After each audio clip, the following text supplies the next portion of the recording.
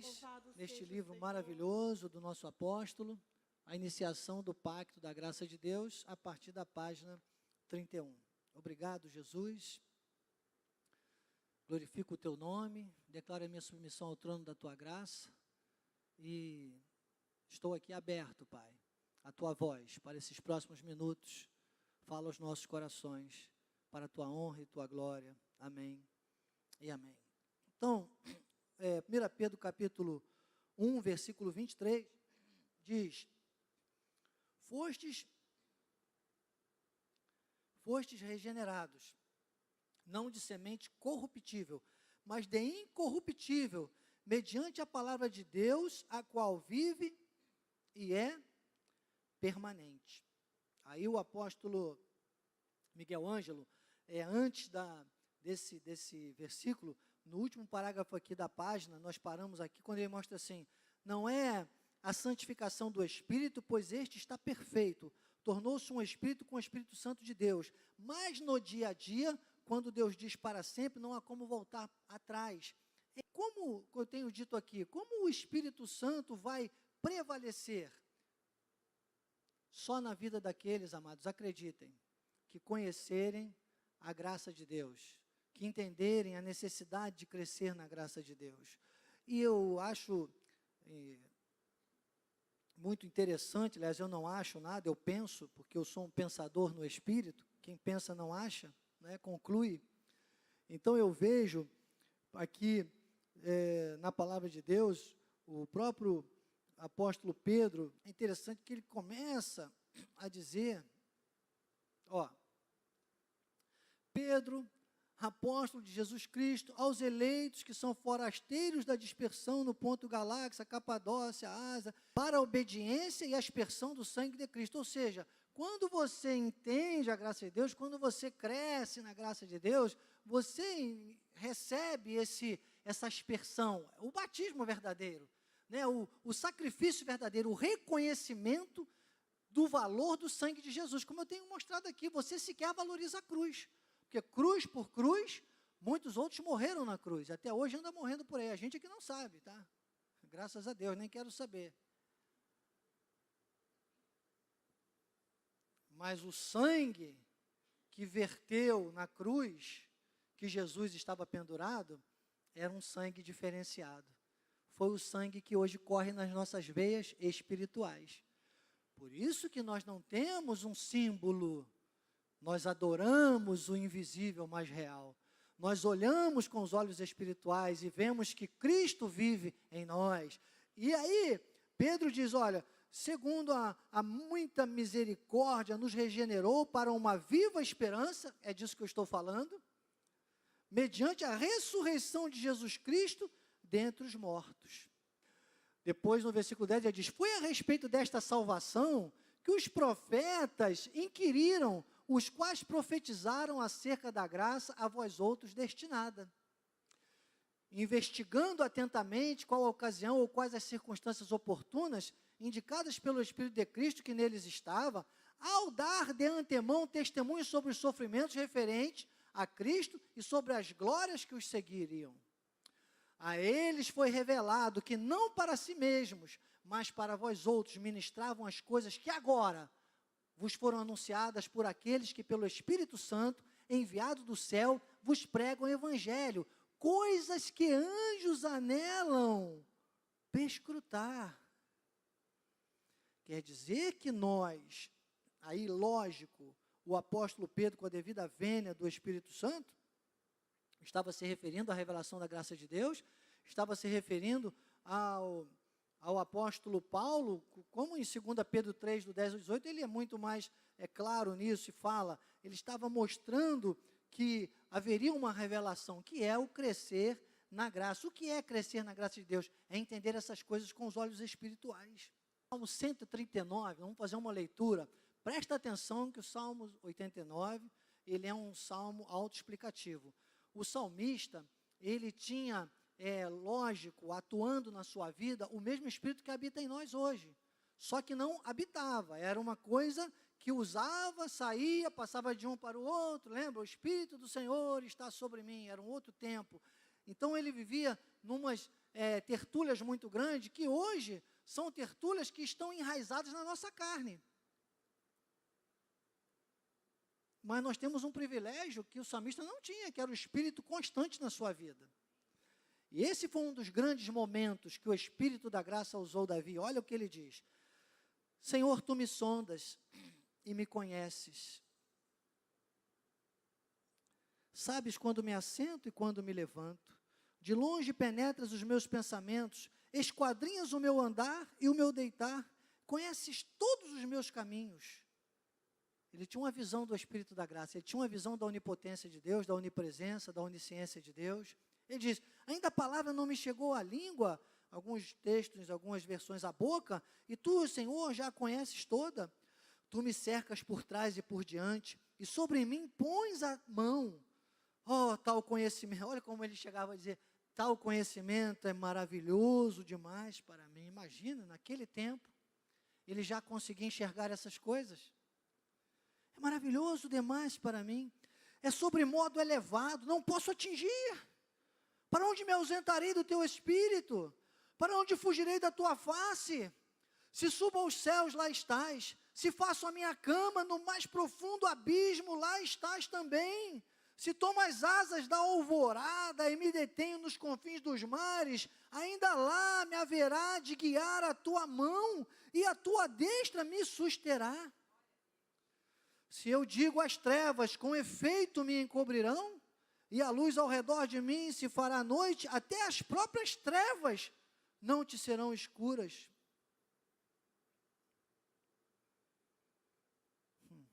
As trevas e a luz são a mesma coisa. Para Deus, a mesma coisa. O salmista começava a entender isso, a ver de longe alguma coisa, sabe, que hoje eu fico vendo crente aí afoito, para lá e para cá, governado pelas notícias, pelas tendências, pelas circunstâncias. Não, porque agora tem uma sirene que vai tocar, porque agora tem isso, porque agora tem aquilo, as pessoas param e travam e mudam tudo e não fazem mais nada, ou fazem demais, ou fazem de menos, uns se trancam em casa, outros desesperados. Ele disse: graças te dou, visto que por modo assombrosamente maravilhoso, diga comigo, amados, Deus nos formou por modo assombroso, maravilhosamente assombroso. Ele diz: assombrosamente maravilhoso me formaste, as tuas mãos são admiráveis, e a minha alma o sabes muito bem. Os meus ossos não te foram encobertos, quando no oculto fui formado, e entretecido como nas profundezas da terra. Os teus olhos me viram a substância informe, e no teu livro foram escritos todos os dias, cada um deles escritos e determinados, quando nenhum deles havia ainda. Que preciosos para mim, ó Deus, são os teus pensamentos, como é grande a soma deles, se o contasse, excedem os grãos de areia, contaria, sem mais chegar ao fim jamais. Sonda-me, ó Deus, conhece o meu coração, prova-me, conhece os meus pensamentos, vê se há em mim algum caminho mau e guia-me pelo caminho eterno. É o que o salmista, diga comigo, o que o salmista via de longe, eu preciso ver de perto. Olha que responsabilidade. Então hoje, pela revelação da graça de Deus, consumada na cruz, por Jesus, o mesmo Jesus, consumou na cruz do Calvário, tudo isso que o salmista via de longe, e revelou, ele agora no terceiro céu, ressuscitado e glorificado, não mais naquele corpo que tem muita gente que pensa que das chagas, que vai ressuscitar do corpo. Irmãos, escatologia, não vou perder tempo com isso, que o relógio não me espera. Mas Jesus num corpo ressuscitado e glorificado. Ele agora revela ao apóstolo Paulo o evangelho das insondáveis riquezas. Aquilo que o salmista ficava maravilhado e apavorado ao mesmo tempo, você tem que ter uma segurança maior, você não pode viver agitado de um lado para o outro. E aí vamos então a Efésios, capítulo 3. A mim, o menor de todos os santos, me foi dada esta graça de pregar aos gentios o evangelho das insondáveis. Era disso que Pedro estava falando. O evangelho das insondáveis riquezas. O que é insondável? É aquilo que nem a sonda consegue alcançar. As insondáveis riquezas de Cristo, elas foram reveladas ao apóstolo Paulo. Sabe o que você é? Vou te dar um novo nome agora. Você pode começar a se chamar e chamar o seu irmão. Não é soldadinho de Cristo, como a gente chamava lá na lei, não, né? Chama de sondinha de Cristo. Você é uma sonda de Jesus. Na carne, para o mundo, insondáveis riquezas de Cristo. E para nós, riquezas reveladas. Diga, para o mundo, insondáveis riquezas de Cristo. Para nós, reveladas. Paulo disse, me foi dada a graça de pregar aos gentios o evangelho das insondáveis riquezas de Cristo.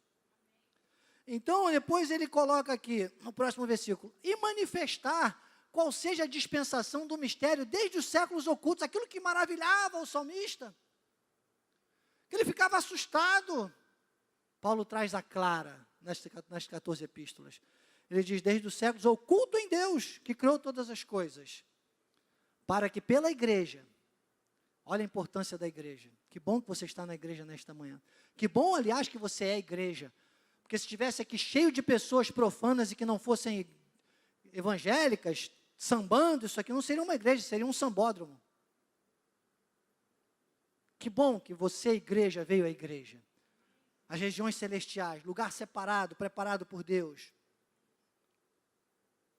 Ele diz, olha, manifestar a dispensação do mistério desde os céus oculto em Deus, que criou todas as coisas, pela igreja, mas Deus se torne conhecida agora dos principados e potestades nos lugares celestiais, segundo o eterno propósito que estabeleceu em Cristo Jesus.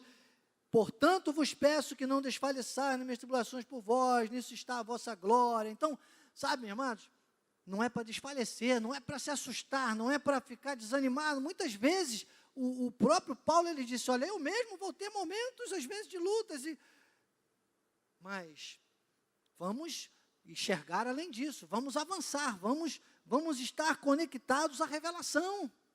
E aí, Efésios 3:20 diz, ora, aquele que é poderoso para fazer infinitamente mais do que tudo quanto pedimos ou pensamos, conforme o seu poder que está muito longe. Purifica-me. Jesus, aumenta a minha fé. Dá-me porção dobrada do teu Espírito. Jesus fala, está doidinho? Quer explodir?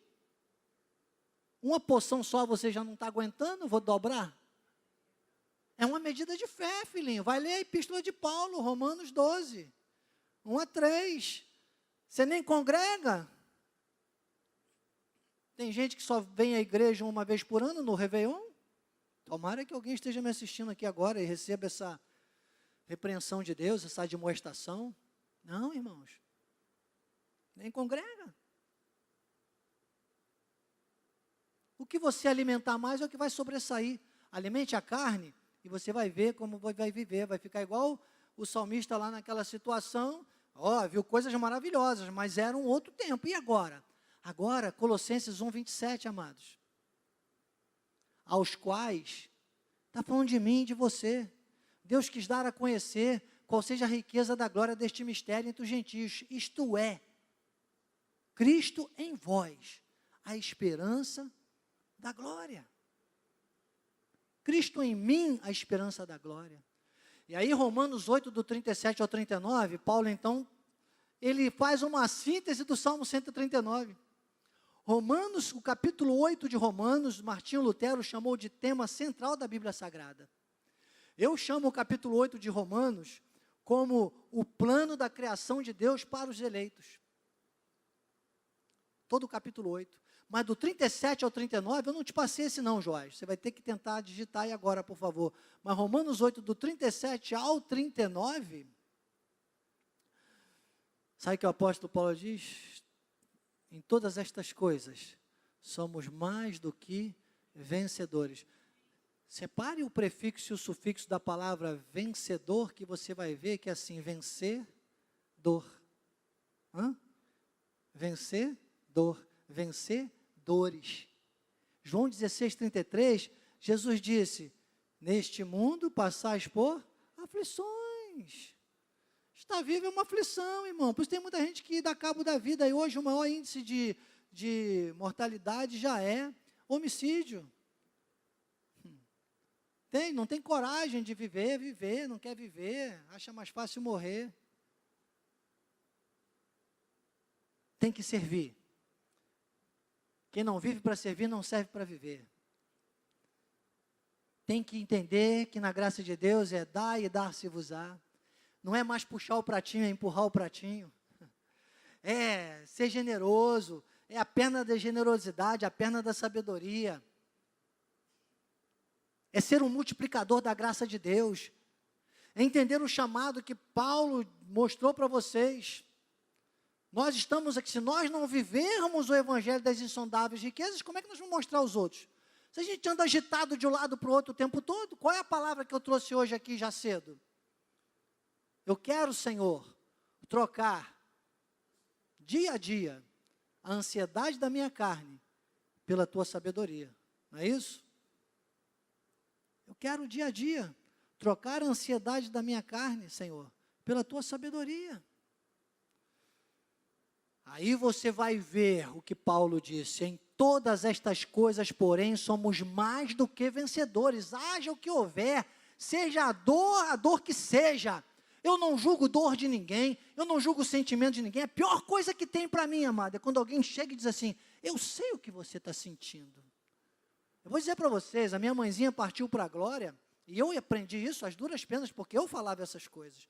Mas o dia que a minha mãezinha partiu para o seio de Abraão, que eu achava que esse dia nunca ia acontecer, eu não estava preparado, acho que ninguém está para isso, nem para um filho, nem para um pai, nem para um ente querido.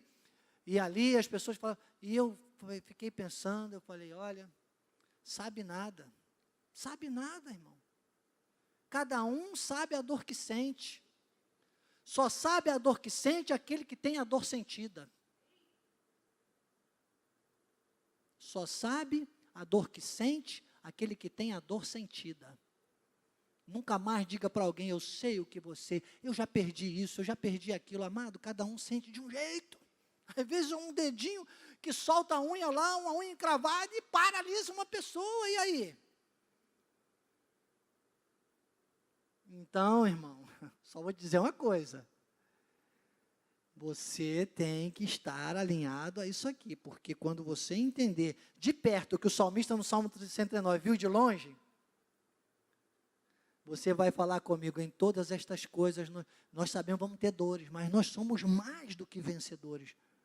Porque um dia alguém já venceu por nós. Isaías 53 diz que o castigo que nos traz a paz estava sobre ele, pelas suas pisaduras fomos sarados. Ou seja, nós recebemos uma condição, ele sofreu a dor do pecado. Eu digo muito isso, amados. Pior que ninguém quer, mas pior é uma frase que eu não digo há muito tempo. Eu digo muito em casa, mas aqui há muito tempo eu não digo. Pior que a inevitável dor da perda, porque todos nós temos perdas todo dia, é a dor da culpa. Pior que a inevitável dor da perda é a dor da culpa. Se você tem que perder e diariamente vamos acabar perdendo coisas, são as dores da vida, né? As dores da vida, diria o grande cantor. Nós não vamos perder por culpa. Porque isso é que destrói o ser humano. Corrói. Então evite a culpa. Como você evita a culpa? Crescendo na graça e no conhecimento. Crescendo na graça de Deus, e você vai dizer em todas estas coisas são mais, porque Jesus já venceu. Então o Deus que habita em nós, o Espírito Santo que habita em nós, somos um Espírito com Ele, como você viu olhando aqui no livro do apóstolo, na nossa introdução de hoje. Esse um Espírito, ele pode discernir tudo isso, ele pode diluir tudo isso, ele pode nos tratar, e nós podemos ter neste mundo uma postura e uma posição de mais do que vencedores. Mais do que vencedores é aquele cara que é inatingível. Lembra o que Jesus disse? A chuva, o vento, os rios caem, transbordam e sopram em todos os lugares. Só que há uma diferença em quem está sobre a areia e quem está sobre a rocha. A rocha é a graça de Deus revelada. E ele diz então, olha que segurança.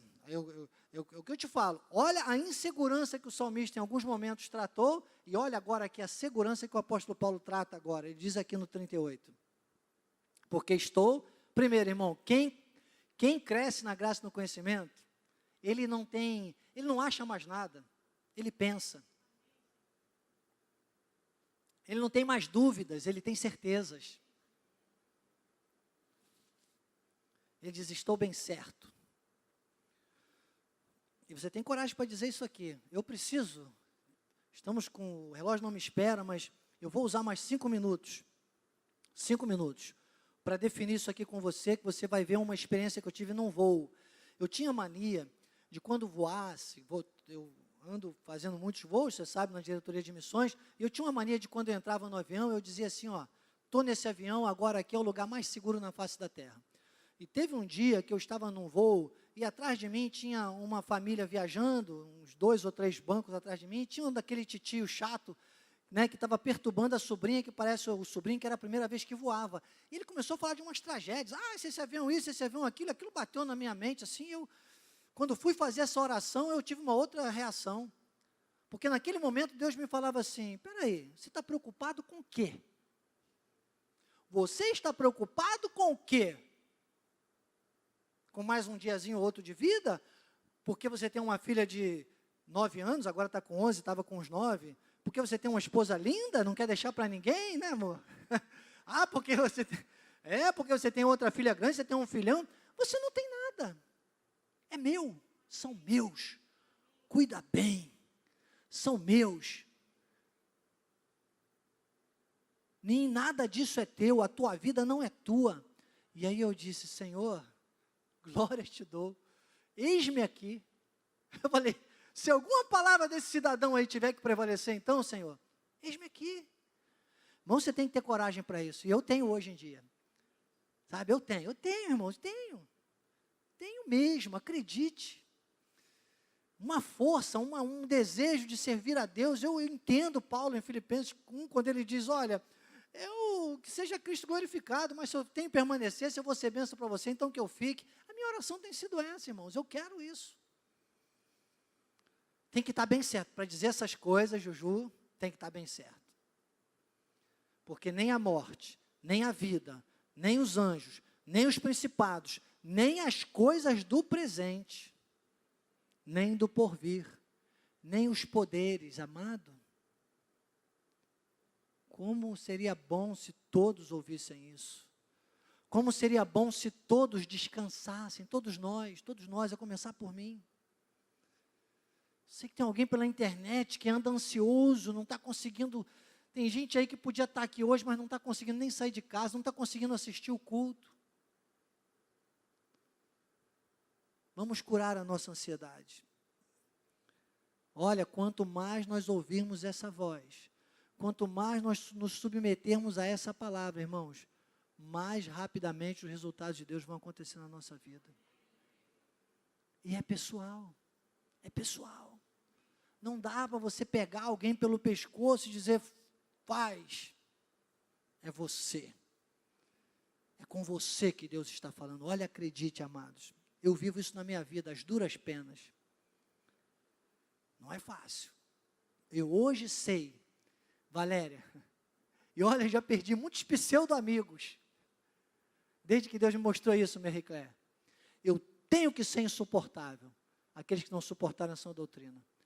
Custe o que custar, doa quem doer, mas eu serei insuportável, para que Deus cumpra cabalmente o tempo dele na minha vida.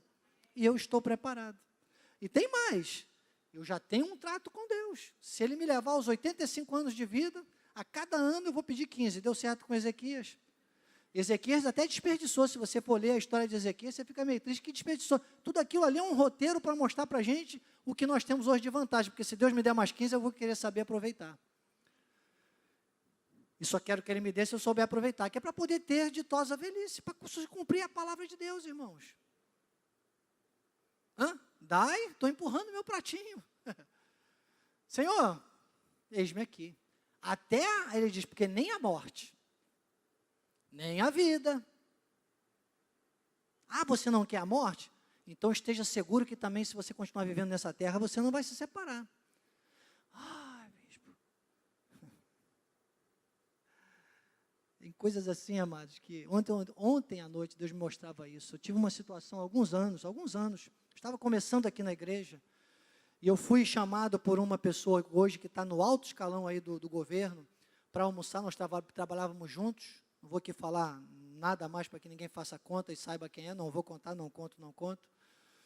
E eu estava falando com a minha esposa, eu falei, amor, agora eu estou entendendo que aquela pessoa me chamou, fez o seguro de uma das pessoas da família, ficou segurado comigo 2 anos, mas naquele almoço, naquele dia, eu tinha trabalhado alguns anos, uns 5 anos com aquela pessoa, ao lado, na mesma mesa, uma mesa de operações, e aquele dia eu já estava começando a crescer na graça e no conhecimento, que eu abri a boca e, sabe, muito menos do que é hoje, acreditem, mas já era muito mais do que toda a minha vida.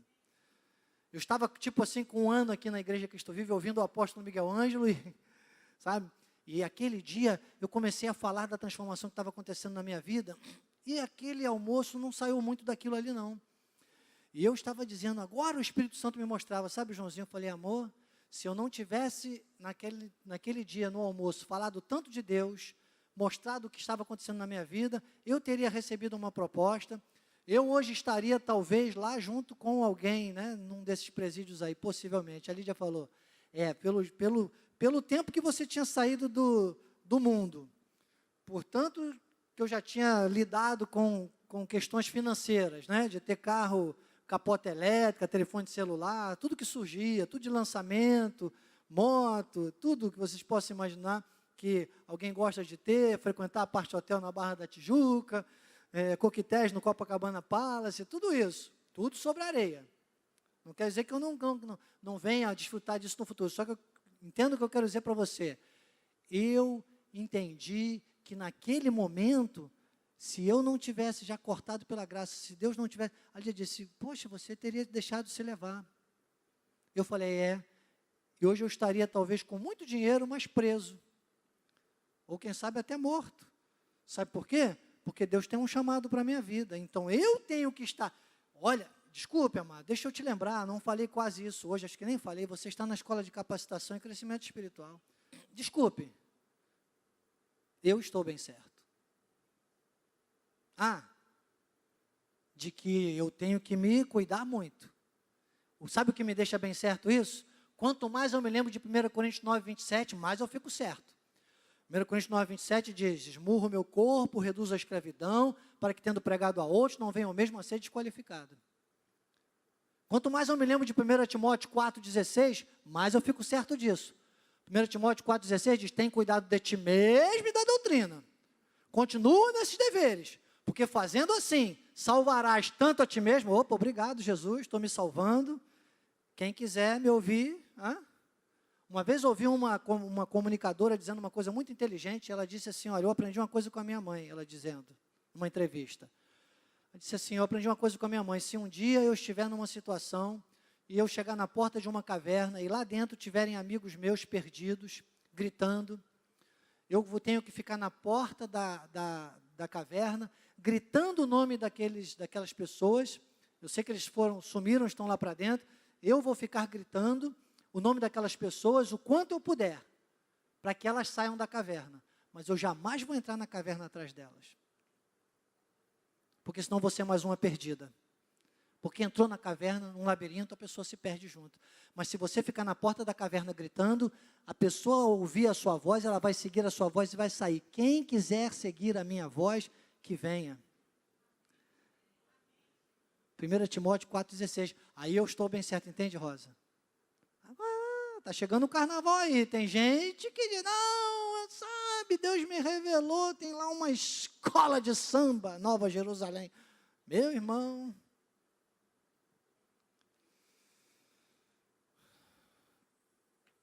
eu estou bem certo. Você está bem certo?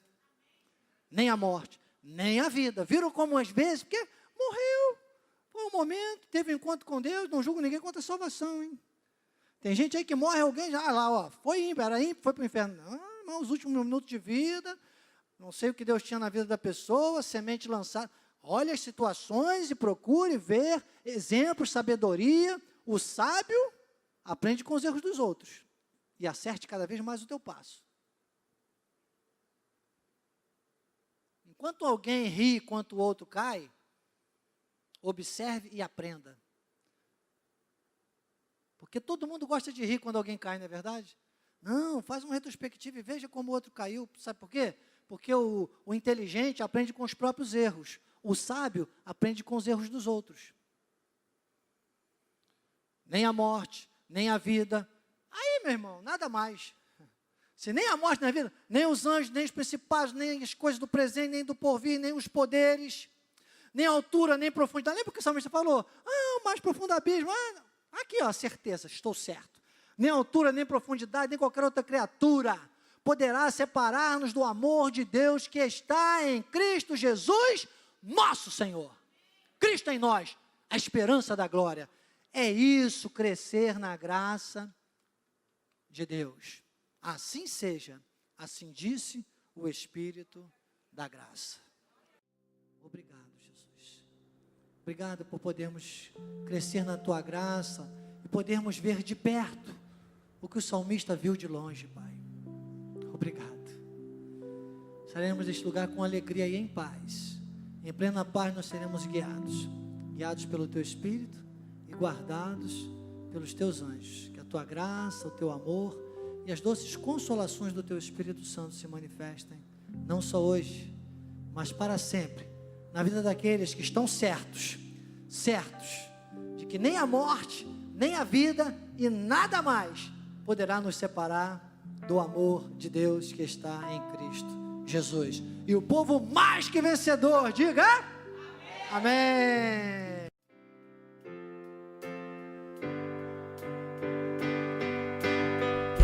Valorize o que você tem. Você é um ser, você é alguém tão importante para Deus. Nada de ficar sofrendo angústia e dor neste seu complexo inferior, dizendo às vezes que não é ninguém. Eu venho falar do valor que você tem. Eu venho falar do valor que você tem. E Ele está em você. O Espírito Santo se move em você, até com gemidos inexprimíveis.